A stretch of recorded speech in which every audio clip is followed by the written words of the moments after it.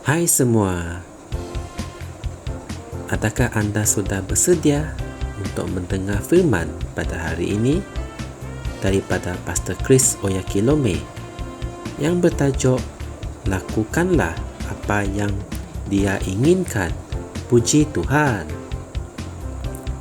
Ayat pembukaan kita diambil dari kitab Roma 12 ayat 2 NIV yang berkata, "Jangan mengikuti pola dunia ini, tetapi hendaklah kamu diubah oleh pembaharuan fikiranmu.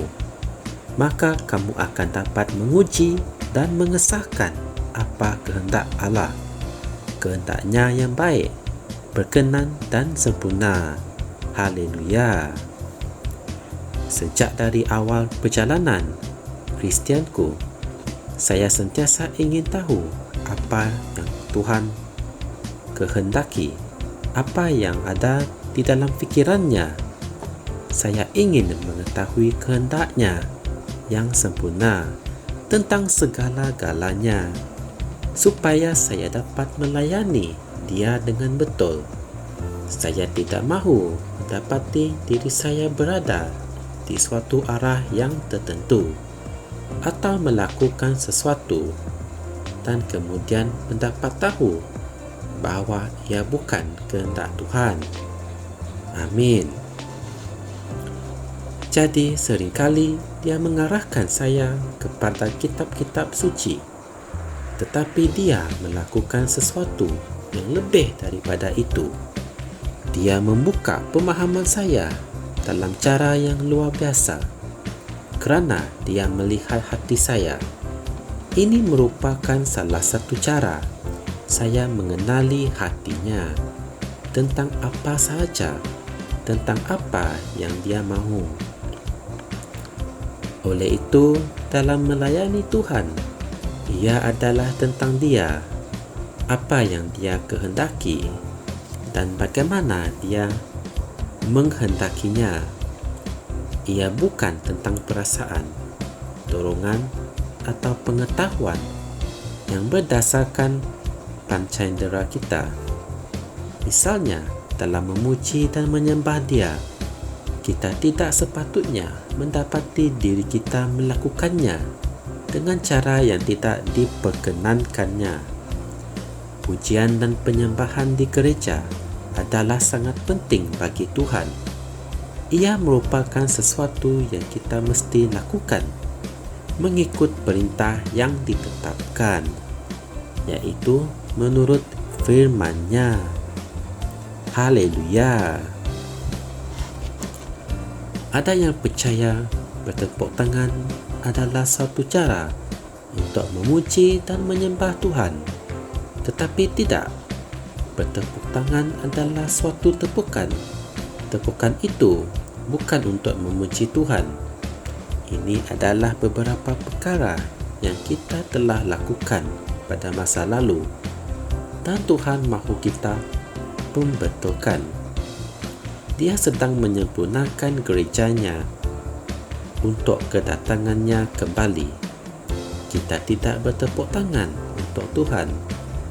Kamu mungkin berkata, tetapi Mazmur 47 ayat 1 berkata, "Hai semua bangsa, bertepuk tanganlah, berserulah kepada Allah dengan sorak-sorai."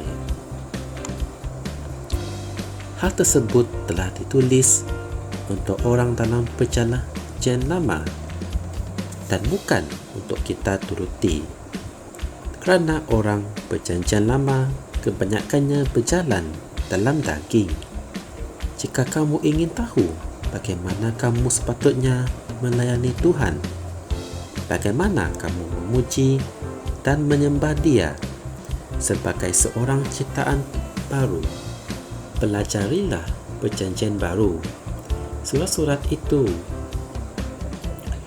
Di situ kita diberitahu bahawa kerana kitalah orang bersunat ingin beribadah kepada Allah dalam roh dan bermegah dalam Kristus Yesus, dan tidak menaruh kepercayaan pada hal-hal lahiriah dalam Filipi 3 ayat 3. Amin. Tuhan sedang menyempurnakan gerejanya dengan kebenarannya. Jadi, kita perlu melakukan sesuatu mengikut cara yang betul supaya kita mendapat hasil yang betul. Marilah kita lakukan apa yang Dia kehendaki, iaitu ibadah rohani yang sejati melalui Roh Kudus. Puji Tuhan. Marilah kita membaca doa ini bersama-sama. Ya Bapa, terima kasih atas pelayanan Roh-Mu, di mana melaluinya Engkau menyempurnakan gereja dan membantu kami mengutamakan kehidupan yang berdasarkan firman-Mu, memberi pelayanan kepadamu di dalam roh dan kebenaran. Firman-Mu semakin diutamakan dengan ibadah sejati menjadi tumpuan di kalangan para jemaah-Mu ketika kemuliaan-Mu memenuhi hati kami. Dalam nama Yesus, amin. Sebagai renungan tambahan, anda boleh merujuk kitab Matius 15 ayat 8 hingga 9 NIV, Kisah Para Rasul 17 ayat 30.